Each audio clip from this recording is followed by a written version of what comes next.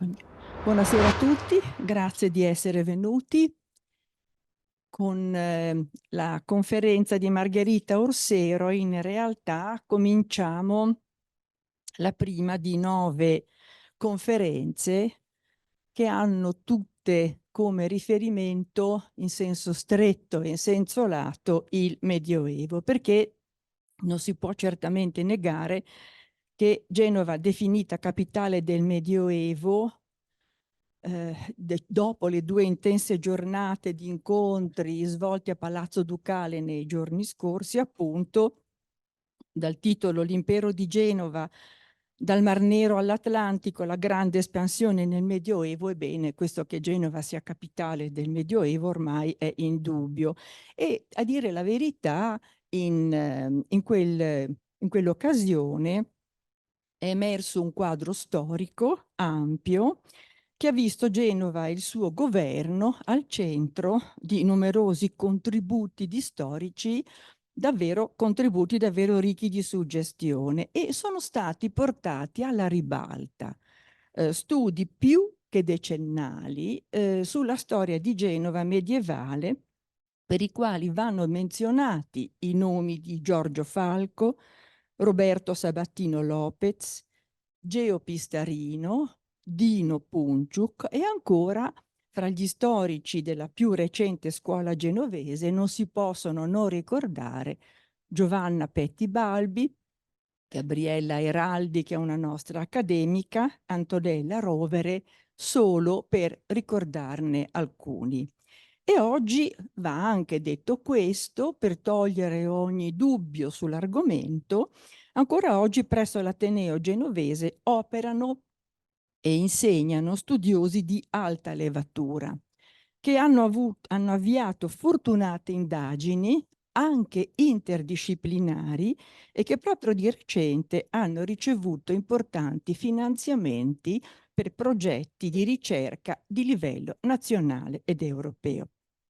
Dunque, parlare di Genova nel Medioevo è opera meritoria, perché grazie alle conferenze appena ricordate e anche un vasto pubblico che spesso ignorava certi aspetti della sua città e della sua regione, bene, questo vasto pubblico ha potuto conoscere nuove vicende e apprezzare diversificate prospettive. Ci sono tuttavia altri modi di leggere il Medioevo e le sue diverse declinazioni, con indagini molto mirate che portano anche a uscire dal confine cronologico consueto. In altre epoche, infatti, si sviluppa il medievalismo, presentando un ritorno ideale al Medioevo, al suo spirito e alle sue forme in letteratura, nella musica, nella pittura, nell'architettura, ed è per questo motivo che l'Accademia Ligure di Scienze e Lettere, volendo approfondire temi di alta specializzazione, come sarà per esempio quello presentato da Margherita Orsero questa sera, bene, l'Accademia desidera presentare appunto queste ricerche che rispondano a una visione ampia di questi concetti. E come ho detto all'inizio, ci sono ben 9 conferenze su questo tema.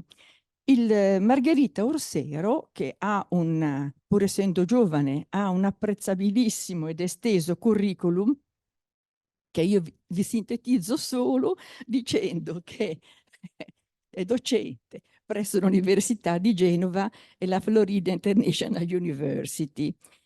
Ha scritto già molti contributi di grande qualità, uno dei quali mi è appena stato regalato sul Camposanto di Pisa, ma avete avuto modo di vedere questo curriculum sotto molti aspetti. Questa sera ci parla, ricostruisce meglio ancora le vicende di un manoscritto, il commentario sull'inferno di Dante, un manoscritto che dopo lunghe peregrinazioni adesso è in Francia, e questo manoscritto è stato scritto nel XIV secolo dal carmelitano Guido da Pisa. Ebbene, Margherita Orsero questa sera illustra quegli aspetti particolari e di notevole interesse di questo documento, che tra l'altro presenta un elemento molto peculiare, e cioè elementi di una inedita alleanza tra Genova e Pisa, che voi sapete essere delle storiche rivali, ma in questo momento, nel momento in cui Margherita di cui ci parla, hanno un momento di intesa e di alleanza. Grazie ancora.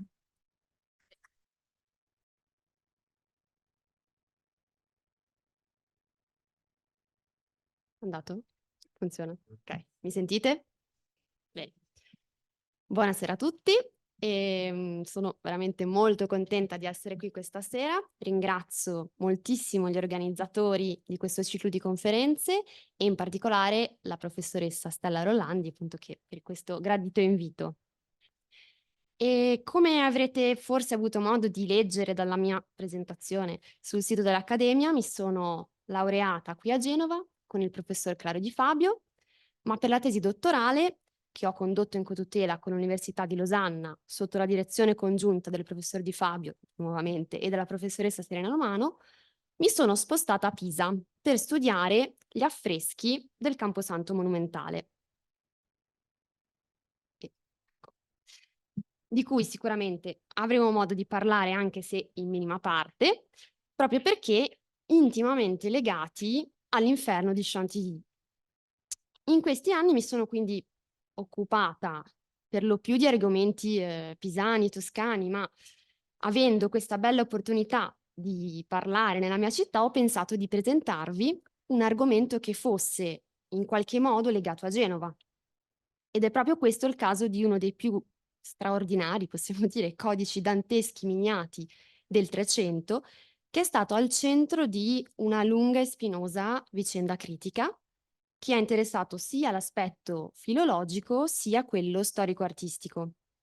Oggi, come diceva la professoressa Rollandi, è conservato in Francia presso la biblioteca del castello di Chantilly, nella sede appunto del Musée Condé, e custodisce al suo interno un'esegesi dell'inferno di Dante da parte del frate carmelitano Guido da Pisa, riccamente illustrata da un grandissimo artista pisano, Francesco Traini, con la sua bottega naturalmente, e dedicato al genovese Lucano Spinola. Ecco perché, ecco, direte voi, il titolo comincia proprio con le parole tra Pisa e Genova. Ecco, in parte è così, perché l'autore e il miniatore sono pisani e certamente il dedicatore è genovese.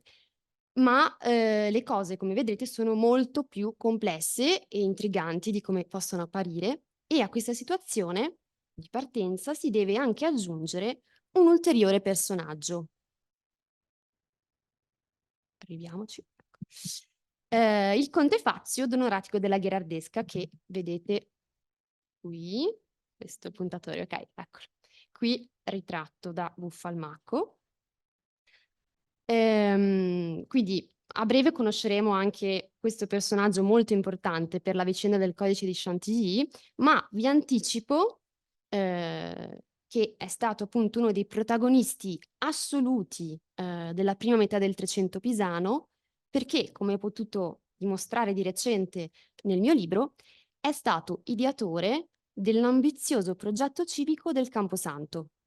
Insieme a lui, ovviamente, gli anziani del comune di Pisa con i loro diretti delegati, ovvero gli operai del Duomo, e non per ultimo l'arcivescovo Saltarelli.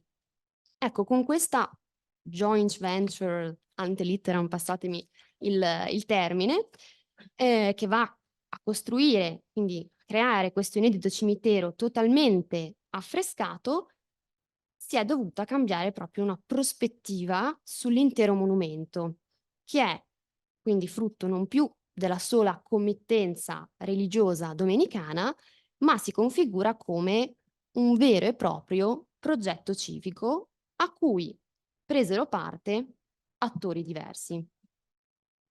Qui vedete appunto il conte Fazio che è ritratto nel momento del suo giudizio particolare, al centro, ecco qui vedete l'intero, del giudizio universale di Buffalmacco, una delle scene del famoso ciclo del trionfo della morte in Camposanto a Pisa, e vedete che viene accompagnato verso la schiera degli eletti.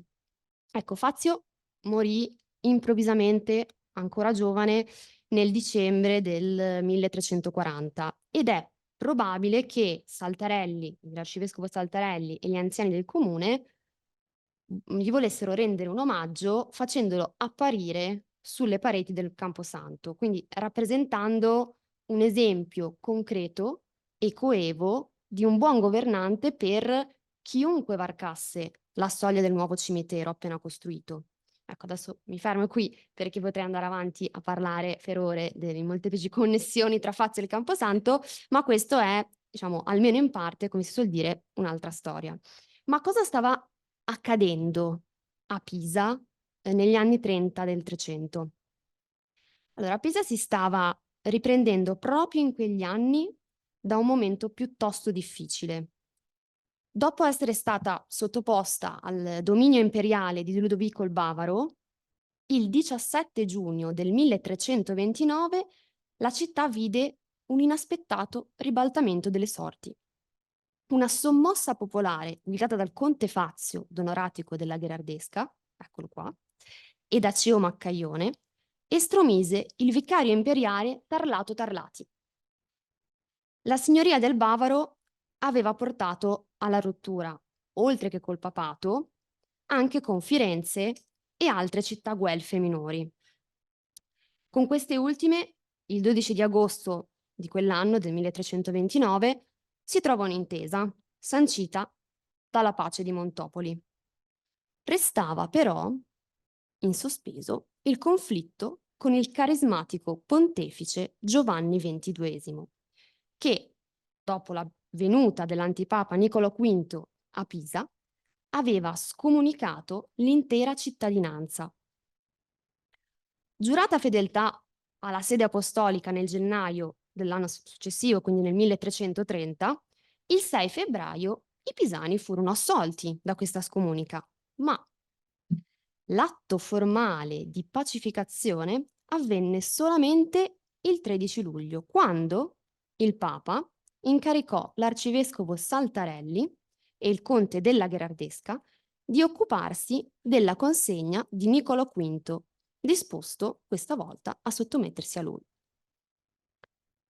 Il ruolo giocato dal conte Fazio, che ospitava o forse teneva prigioniero, questo non sappiamo, e l'antipapa Pietro da Corvara, appunto Niccolò V, nel suo castello di Bolgheri, fu fondamentale. Il cronista Giovanni Villani attribuisce proprio al conte Fazio gran parte del merito della riconciliazione di Pisa con Giovanni XXII.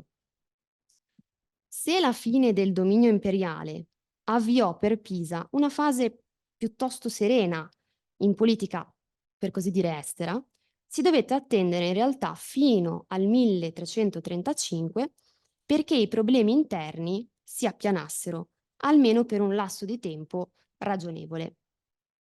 I fatti del 1329 avevano indubbiamente messo in luce il conte Fazio a discapito di quell'altro nobile di cui abbiamo parlato prima, appunto quel Ceo Maccaione dei Gualandi, che il 10 novembre del 1335 decise di guidare, insieme al fratello Benedetto, un'insurrezione di ampie proporzioni che vide anche la partecipazione diretta dell'arciprete Jacopo Gualandi, il cugino, e di alcuni chierici della cattedrale. Ma con una pronta reazione, il conte della Gherardesca, sostenuto dal governo e da parte del popolo, sconfisse i ribelli che furono costretti all'esilio. Fu un episodio, ovviamente, di grandissimo rilievo. Segnò l'inizio di un periodo in cui la città poté godere di una situazione irenica e di benessere, tanto da venire considerata una vera e propria età dell'oro, grazie al saggio governo degli anziani, affiancati dal conte Fazio, che assumeva finalmente un vero e proprio ruolo istituzionale. Sempre nel 1335 anche Genova era teatro di uno sconvolgimento politico interno. Nel febbraio di quell'anno, infatti, veniva rovesciata la signoria di re Roberto d'Angiò, erano esiliati i Guelfi e guadagnavano la preeminenza le famiglie Doria e Spina, ghibelline e ben disposte verso Pisa, ovviamente, città che al tempo della signoria lucchese di Gherardo Spinola lo aveva sostenuto contro Firenze. È proprio in questo contesto che emerge la figura di Lucano Spinola. In un documento pisano del 6 aprile del 35, quindi poco dopo l'andata al potere di Spinola e dei Doria, si legge Domino Lucano Spinola, consuli Pisanorum Ianue. Quindi a Lucano, console dei Pisani a Genova, era così affidata la tutela delle persone e degli interessi di Pisa, ma anche il ruolo di conservatore di pace. Sarà proprio Lucano, infatti, a promuovere le delicate trattative che porteranno nell'agosto del 1335 alla tregua tra Genova e Pisa, poi rinnovata nel 36 e anche nel 37. Risale così a fine marzo del 35 il primo contatto documentato tra Lucano e il conte Fazio. In quell'occasione il genovese, infatti, invece di rivolgersi agli anziani del comune, prende contatti direttamente con il Donoratico per l'invio di ambasciatori a Genova da parte di Pisa. È proprio questo l'inizio di una collaborazione pacifica e proficua tra le due città, che porterà anche a una convenzione navale firmata il 1 aprile 1340, che mirava non solo alla tutela del mare tra Genova e Pisa, ma anche alla tutela dei mercati, degli uomini e alla lotta contro i pirati. Per consolidare questo nuovo asse Pisa-Genova, una linea politica filo-genovese veniva anche ribadita nelle scelte private del conte Fazio, che il 29 gennaio del 1337, con una sfarzosa cerimonia nella piazza del Duomo, sposò proprio una Spinola, Contelda, figlia di Corradino. Ma il trade union più significativo per Lucano e Fazio credo che in realtà si possa rintracciare proprio nel codice di Chantilly. Pisa era certamente un ambiente dinamico in cui transitavano persone, entravano e uscivano documenti, testi, testimoni originali e copie in volgare e in latino, che confermavano, quindi nella loro diversità, un panorama grafico, scrittorio, linguistico e letterario molto variegato. Vi spiccava lo studio domenicano di Santa Caterina, che deteneva già nel 200 un ruolo di assoluto rilievo a livello europeo tra gli studia mendicanti, grazie all'opera di traduzione e volgarizzazione di testi devozionali e teologici che vi si realizzava, e anche per questo filone culturale di cui uno dei maggiori interpreti era Domenico Cavalca, che tra l'altro è ritenuto essere l'autore intellettuale di una delle scene del ciclo del trionfo della morte, quella dedicata appunto alle storie degli anacoreti che qui vedete. Dello studio del convento di San Francesco invece si sa molto meno, ma consta che oltre a essere al centro di produzione miniatoria di alto livello, a metà 300 disponesse di una biblioteca di circa 370 volumi. Ma il fatto sicuramente per noi più interessante è che Pisa era in quei decenni anche un relè cruciale per la diffusione della commedia dantesca, che ebbe appunto nel Cameritano Guido da Pisa uno dei più importanti commentatori della prima metà del secolo. E ora veniamo proprio al codice stesso. Ecco. Il codice di Chantilly raccoglie appunto il testo dell'inferno, qui vedete appunto dalla carta 1 a la 29 verso, corredato invece dalle 2 opere esegetiche di Guido, la Declaratio, che è nella parte finale, diciamo, del codice e che è stata composta probabilmente prima del 1328, ma aggiornata con l'aggiunta di un breve proemio di dedica a Lucano. E poi abbiamo le Expositiones et Glosse, che sono invece allestite proprio per l'occasione. Ecco, con esse Guido si preoccupò di costruire un commento organico in funzione del destinatario dell'opera, cioè Lucano Spinola. Quindi arricchì il testo originario con ampie digressioni dottrinarie, numerosissime nuove citazioni dalla Bibbia e anche dagli autori classici latini. Nei numerosi passi del commento in cui il frate si rivolge direttamente a Lucano, quest'ultimo appare, del resto, non un semplice mercante esperto di navigazione, ma anche un appassionato estimatore di Dante e degli autores classici.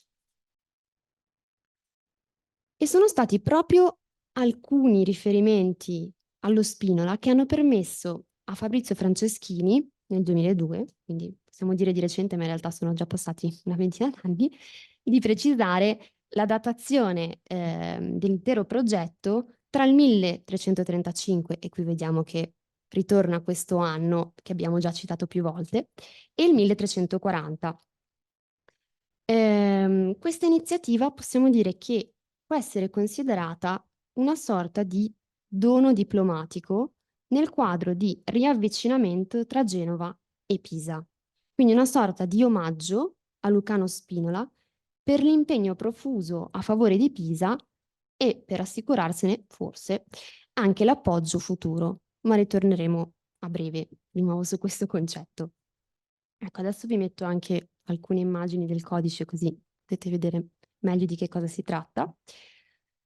Il codice è considerato un vero e proprio manoscritto autografo, quindi viene allestito sotto la supervisione dell'autore direttamente in bottega di Traini.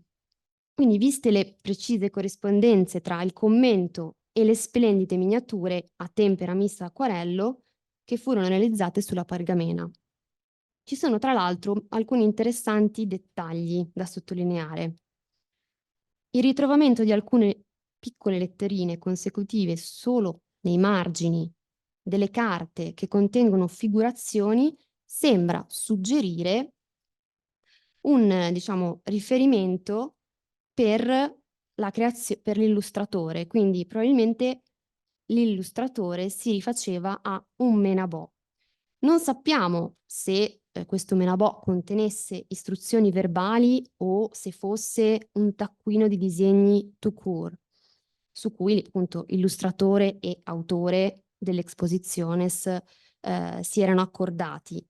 Certo è che Guido dovette seguire da vicino l'allestimento dell'intero manoscritto. Se la prassi che prevedeva la realizzazione di taccuini o libri, diciamo, di modelli era abituale tra gli artisti, e ce ne dà ampia testimonianza anche Cennino Cennini nel suo libro dell'arte, il tipo di progettazione editoriale attestato nell'Inferno di Chantilly non trova preciso riscontro né nei trattati tecnici né negli studi sulle modalità di allestimento dei codici, risultando così, possiamo dire, un caso isolato ed esemplare. Questo Menabò dovette consentire quindi non solo una perfetta corrispondenza tra testo e immagini, ma anche, si può azzardare, di dire il preventivo intervento dell'illustratore su carta bianca, quindi contrariamente a quello che di solito avveniva. Vediamo se qui ho messo appunto alcuni esempi. Qui vediamo con questo, per il puntatore qua.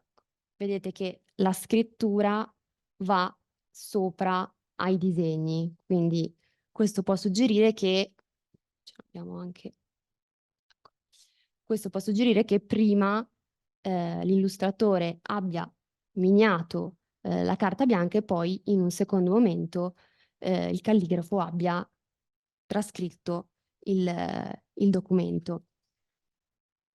E talvolta sembra anche, abbiamo anche un altro tipo di situazione, quindi sembra addirittura che il copista abbia dovuto cancellare parzialmente le figure per fare posto alla scrittura. In questo caso, e qui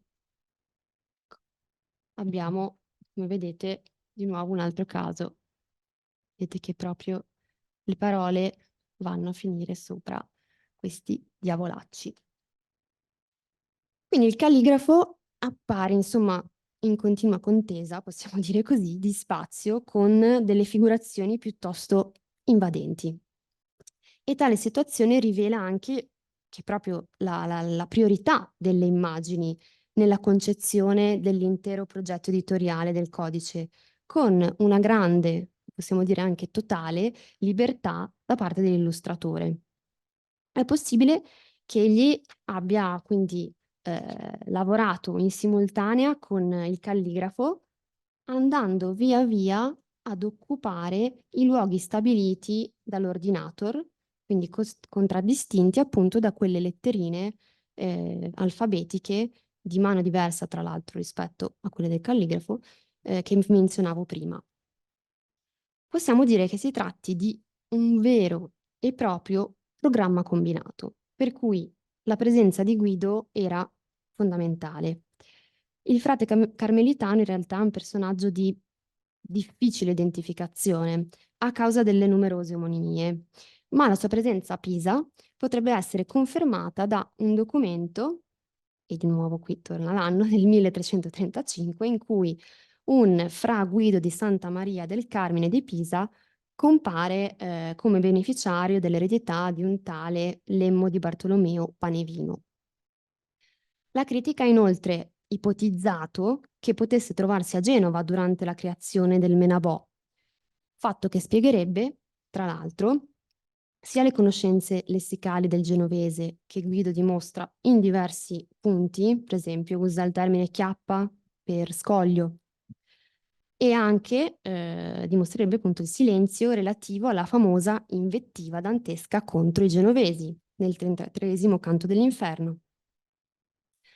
Malgrado non si riesca a tracciare un profilo di questo personaggio, possiamo comunque immaginare che facesse parte dell'entourage intellettuale creato dal Conte Fazio per promuovere la rinascita culturale e artistica della sua città. Non è forse un caso che proprio in questi anni, anzi proprio in contemporanea possiamo dire, e come dicevo poco fa, su impulso anche del Conte Fazio, Buffalmacco con la sua bottega dipingesse in Camposanto un inferno con rilevanti novità iconografiche, verosimilmente suggerite dal poema dantesco, ma non solo. Ecco, una delle innovazioni più, possiamo dire, dirompenti è l'espansione dell'inferno rispetto ai giudizi tradizionali. Qui a Pisa il giudizio e inferno hanno, possiamo dire, pari importanza e presentano appunto le stesse dimensioni e la stessa scala. Ovviamente tale novità necessitava di un nuovo elemento per collegare questi due soggetti e gli artisti all'opera nel Camposanto adottano la trovata di questo, lo vedete qua, questo grande portale che immette all'inferno e non so se riuscite a vedere, ma ci sono questi diavolacci che cercano di arpionare le trecce di queste poverette da una parte, qui invece escono delle mani di altri diavoli che cercano di tirare le vesti di queste altre malcapitate, con queste fanno una brutta finaccia proprio. Ecco, e qui invece diciamo che è una cosa molto particolare e qui vedete invece diciamo, la raffigurazione dell'inferno, quindi il dettaglio dell'inferno e la suddivisione in categorie dei peccati appunto si basa dell'inferno pisano, si basa sullo schema teologico dei vizi capitali, quindi superbia, invidia, ira, accidia, avarizia, gola, lussuria, e ovviamente le fonti pittoriche a cui ispirarsi di certo non mancavano, dato che l'inferno era una componente abituale per la rappresentazione del giudizio universale. Qui però siamo di fronte a una figurazione molto più complessa, oltre appunto alla questione della scala e quindi a tutta questa scena doppia di giudizio e inferno, proprio anche la rappresentazione dell'inferno stesso è molto più complicata e arricchita. Perché? Perché prende spunto, oltre che dal testo di Dante, anche dal commento esegetico di Guido da Pisa, diciamo, in più punti. E non mancano ovviamente rapporti tra il già citato appunto Inferno del Camposanto e alcune miniature del manoscritto di Chantilly. Anche perché, lo ripeto ancora una volta, il ciclo del trionfo della morte appare sulle pareti del Camposanto proprio negli stessi anni in cui il codice viene redatto. Quindi entrambe queste imprese sono, possiamo dire, frutto dello stesso clima di rinascita della nuova, diciamo, di rinascita della cultura cittadina pisana. Ecco, qui vi mostro alcuni esempi più parlanti che possiamo mettere a confronto, per esempio questo mucchio di cadaveri con invece quello che è il mucchio di una catasta appunto, di cadaveri che si ritrova nel trionfo della morte di Buffalmacco. O, questo sono giusto piccoli esempi, o ancora, e forse ancora più parlante, sono questi, cioè diciamo la raffigurazione di questi diavoli che tornano più volte nel codice di Chantilly e che appaiono in tutto il ciclo del trionfo della morte. Quindi qui vedete che si somigliano moltissimo. Qui ho messo più dettagli perché sono praticamente ovunque, qui stanno strappando queste povere anime. E quindi queste figure di diavoli che si ritrovano sia in parete a Pisa sia sulle pagine del Codice di Chantilly sembrano davvero quei, diciamo, diavoli neri cornuti armati di raffi, ferze, roncigli che nell'Inferno di Dante si azzuffano tra loro, si apostrofano con soprannomi grotteschi come Malacoda, Scarmiglione, Graffiacane, Draghignazzo. Ecco. Quindi possiamo dire che in realtà sulla suggestione esercitata da Buffalmacco su Traini e viceversa, ovviamente, c'è ancora parecchio da ragionare e non mi sbilancio ancora moltissimo perché è in corso oltretutto la preparazione di un libro insieme a Serena Romano e Claudio Di Fabio proprio su queste tematiche, però questo è giusto un incipit di tutto quello che verrà. E quindi di sicuro non possiamo essere certi se questa invettiva sia frutto dell'estro di Buffalmacco o di Traini, ma è molto probabile che in questi anni diversi modelli, come appunto quelli dei diavoli, tanto per citarne uno, circolassero nei cantieri pisani. Ecco, osservando ancora le miniature, oltre a essere appunto evidente una strettissima aderenza delle immagini al commento, fatto che oltretutto presuppone una profonda comprensione delle glosse guidiane, ecco, si rintraccia anche l'adozione di soluzioni figurative talvolta molto originali e un'estrema libertà nell'articolare la rappresentazione in maniera narrativa, che quasi suggerisce come dire, una progressione filmica dell'azione.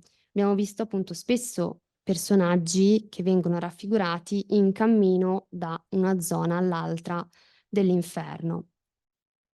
E la scelta di questa narrazione continua che si sviluppa en bas de page, secondo quindi una tipologia molto antica, riprende il modello dei codici cavallereschi, di cui costituisce un esempio precoce e per noi, appunto perché siamo a Genova, significativo, il romanzo arturiano o Roman de Meliadus di Rustichello da Pisa, nel suo più antico esemplare, che è quello appunto pisano-genovese, conservato presso la BNF di Parigi. E qui appunto vedete, adesso vi ho messo un esempio casuale, però appunto questi personaggi, questi cavalieri che stanno procedendo verso l'altra pagina in realtà.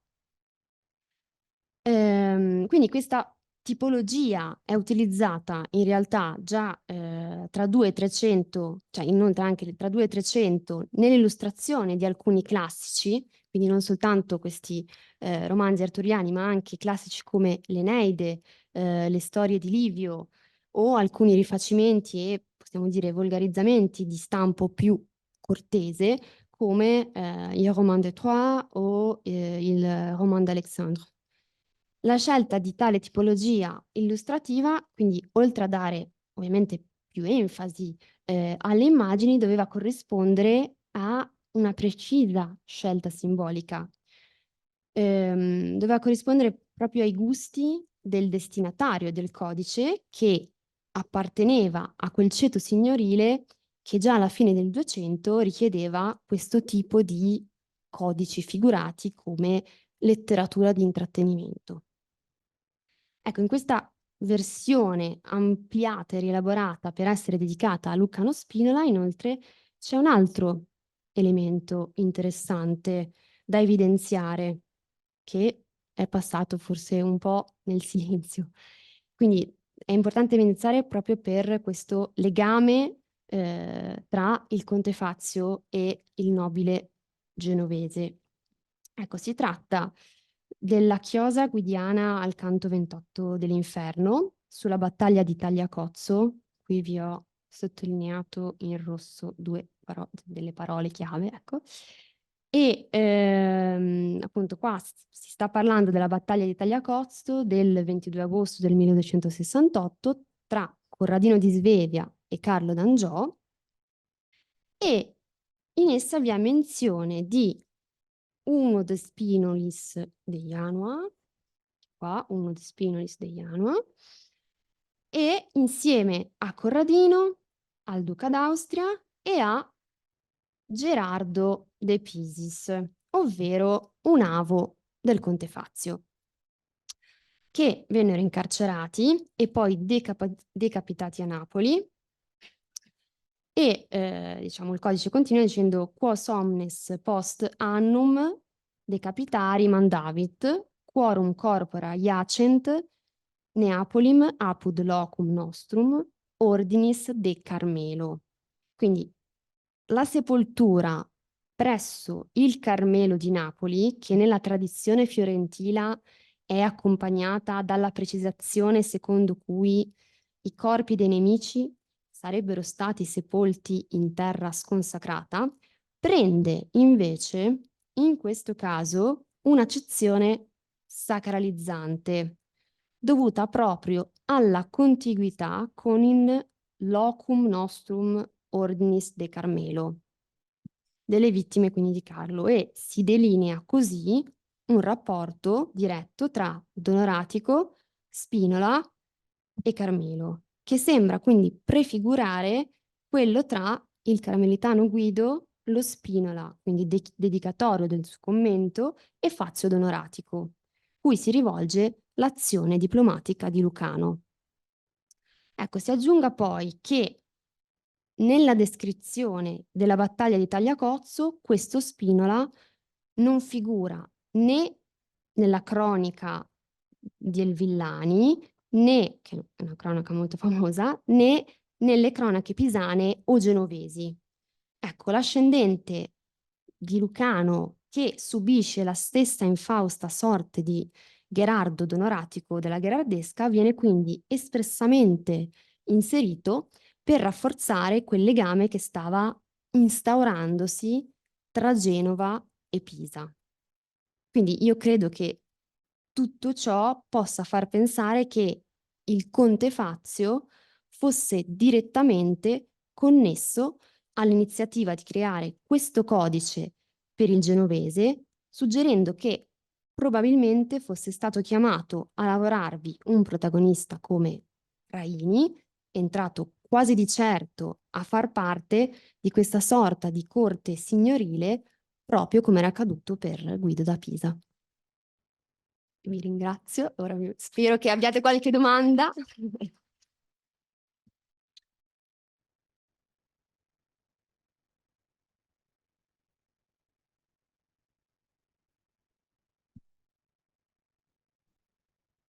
Grazie, grazie molte a Margherita Orsero. Avete visto su che cosa lavora e ha lavorato, quindi decisamente arduo il suo studio, ma mi pare che abbia dato e stia comunque darà dei frutti di grande interesse. Ci sono delle curiosità, delle domande, delle richieste di chiarimento?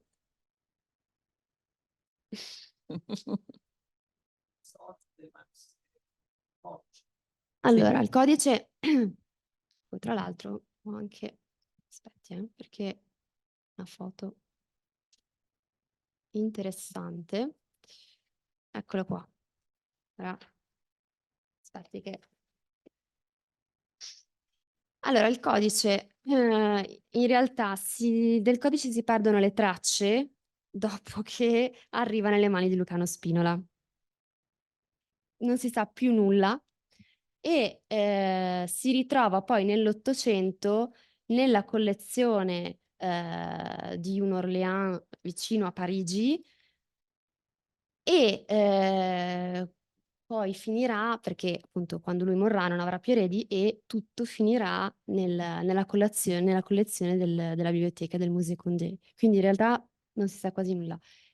Quello che vi sto facendo vedere, spero che si vede abbastanza, invece è questa, vabbè, da una parte c'è sempre il codice di Chantilly, questa è Dante con Niccolò III, mentre dall'altra parte c'è una carta del Codex Altonensis che è conservato ad Amburgo. Allora, anche su questo codice non si sa moltissimo, però probabilmente è stato miniato qui a Genova, dovrebbe essere sul finire del 300, quindi più tardo del codice di Chantilly, però ci sono proprio delle precise affinità o comunque vengono ripresi moltissimi motivi iconografici dal codice di Chantilly, quindi probabilmente il codice per un po' rimane a Genova, ma non sappiamo quanto.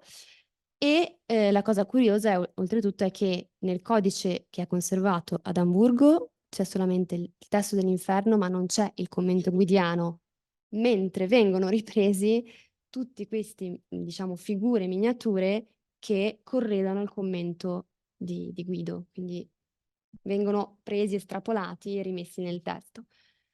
Quindi sappiamo dire molto poco in realtà delle varie peripezie.